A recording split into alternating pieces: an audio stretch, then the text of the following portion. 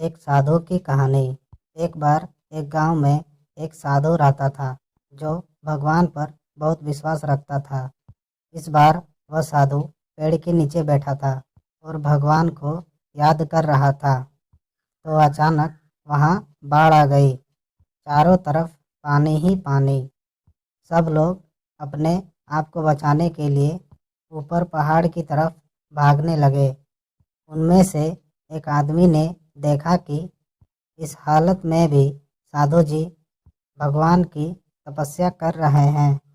वह सोचा कि ये अपने आप को बचाने के लिए कहीं जा क्यों नहीं रहे है, तो उसे साधु से बोला, अरे आप कहीं जा क्यों नहीं रहे हो?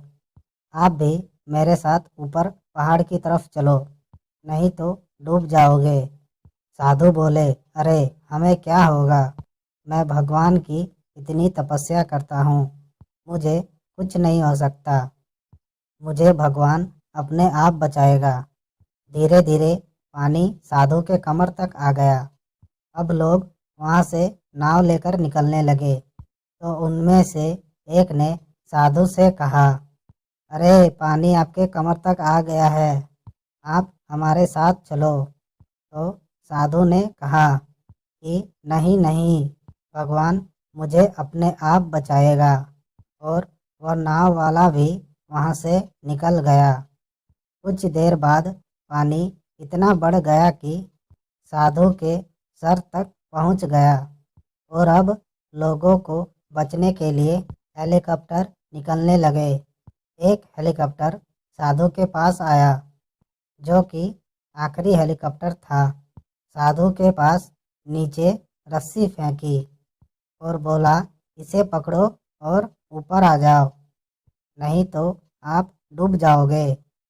यह आखिरी हेलीकॉप्टर है और आपके पास कोई दूसरा रास्ता नहीं है बचने के लिए। साधु ने कहा, यह रस्सी वापस ऊपर खींच लो और आप चले जाओ।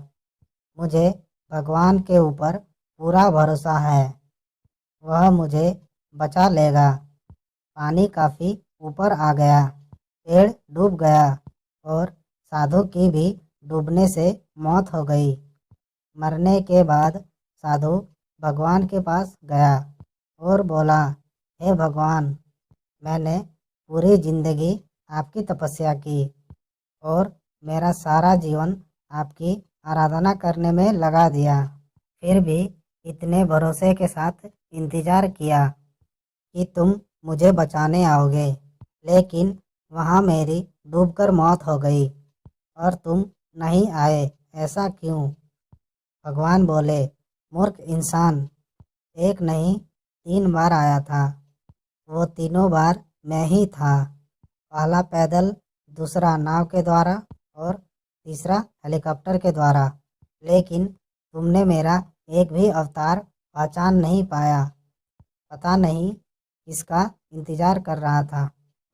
इसी तरह से जिंदगी हमें ऊपर वाला बहुत से मौके देता है, लेकिन हम सब उस मौके को ठुकरा कर पता नहीं किस चीज़ का इंतजार कर रहे होते हैं कि वो होगा तभी मैं करूँगा।